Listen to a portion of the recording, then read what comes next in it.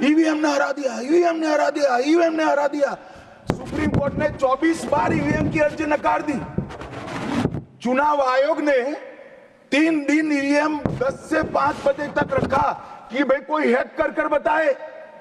कोई नहीं गया, सुप्रीम कोर्ट में कोई नहीं गया, और हारते हैं तो ईवीएम का दोष निकालते। मान्यवर, एक ही समय, एक ही दिन 2 परिणाम घोषित। एक महाराष्ट्र में सुपड़ा साफ हो गया, जो जनादेश के साथ द्रोह किया था, इसका दंड महाराष्ट्र की जनता ने दिया, और दूरबीन लेकर दिखाई नहीं पड़ते, और उसी दिन वो झारखंड में जीते। तो महाराष्ट्र में ईवीएम खराब है और झारखंड में टप से जाकर नए कपड़े पहनकर शपथ ले ली। अरे भाई, जरा तो शर्म करो, जनता देख रही है। एक जगह ईवीएम सही है, एक जगह ईवीएम खराब है।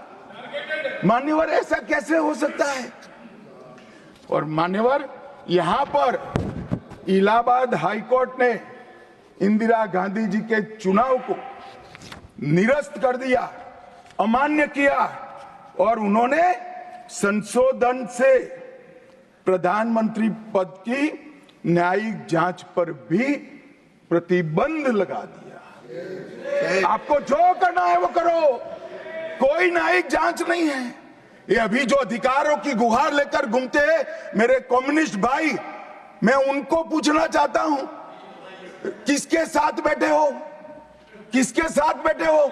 रात को अंधेरा कर अपनी आत्मा को टटोलना भैया, मालूम पड़ेगा।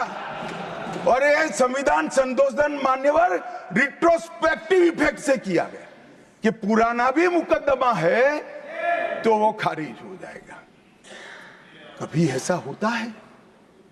हमारे प्रधानमंत्री तो कहते हैं मैं प्रधानमंत्री नहीं हूं, प्रधान सेवक। और कोई कहता है कि मुझ पर मुकदमा नहीं हो सकता, मैं शासक हूं, शासक के खिलाफ उंगली नहीं उठाई जाती। भले संविधान ने अधिकार दिया, वो अधिकार हम समाप्त कर देते हैं। और मान्यवर, ऐसे ऐसे सुधार किए। मान्यवर, उस वक्त भी श्रीमती इंदिरा गांधी थी और 42वां संविधान संशोधन आया। मान्यवर, अभी सुबह दूसरे सदन में 1 नेशन 1 इलेक्शन का बिल पेश हो रहा था।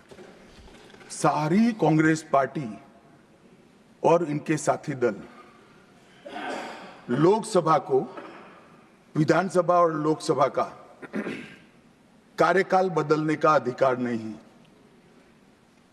मैं सुन रहा था, है नहीं है तो जब बिल आएगा तब चर्चा करेंगे। परंतु भाई, आपने क्या किया? 42वें संशोधन से 3 जनवरी को लोकसभा और राज्य की विधानसभाओं का सामान्य कार्यकाल 5 वर्ष से बढ़ाकर 6 साल कर दिया। क्यों किया? कि अभी चुनाव होगा तो हम हार जाएंगे, इसलिए लोकसभा को ही लंबा कर दो। इतनी निर्लज्जता के साथ विश्व में कोई संविधान संशोधन नहीं हुआ होगा। मान्यवर, दूसरा, कुछ कानून पारित करने थे। सदस्य उस वक्त ज्यादा विरोध तो कर नहीं सकते थे, मगर विरोध करने का नया तरीका कुछ कांग्रेस में, जिसमें हिम्मत थोड़ी बची कुची थी, इन्होंने कहा एब्सेंट रहने लगे तो क्वारम नहीं होता था। तो फरवरी 1 को संविधान संशोधन किया कि संसद और राज्यसभा में क्वारम की आवश्यकता नहीं है। वाह, 5 लोग भी है तो चला लो भाई। इसके बाद राष्ट्रपति शासन की अवधि, खड़गे साहब किया है तो सुनना पड़ेगा, हिम्मत के साथ सुनना पड़ेगा। मान्यवर, राष्ट्रपति शासन की अवधि 6 महीने तक बढ़ा दी। मान्यवर, ये 4 संशोधन, मैं समझ रहा हूं क्यों गुस्सा आ रहा है, मैं समझ रहा हूं क्यों गुस्सा आ रहा है। मान्यवर, Sir, he is not yielding. Honorable Home Minister is not yielding. Are you yielding, sir? मान्यवर मैं आपको एड्रेस करूंगा।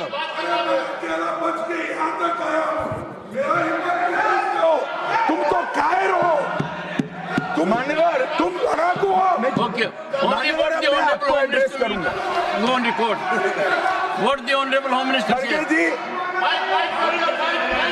खड़गे जी मैं आपका बहुत सम्मान करता हूं, आपकी हाजिरी वहां दर्ज करने के लिए कृपया बैठे, मुझे बोलने दीजिए।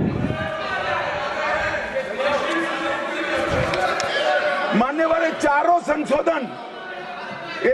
संशोधन मैं मेरी पार्टी के दफ्तर से नहीं ला सकता। ये चारों संशोधन संविधान में हुए, किसी को अदालत ने निरस्त किया, किसी को जनता पार्टी की सरकार आई तब उसको निरस्त किया, कुछ लिंगरिंग टेस्ट में रह गए, पर ये चारों संशोधन वास्तविकता है। ये 4 संशोधन से कांग्रेस पार्टी की संविधान सुधार करने की मंशा क्या है? एक में हम पर केस न हो, दूसरे में हम चुनाव हारने वाले तो समय बढ़ा देना, तीसरे में मेरे पर जांच नहीं हो सकती, और चौथे में नागरिकों के संविधान प्रदत्त अधिकारों को समाप्त करें। ये उद्देश्य बताते हैं। अब मैं हमारा 4 संशोधन लेकर आता हूं मान्यवर।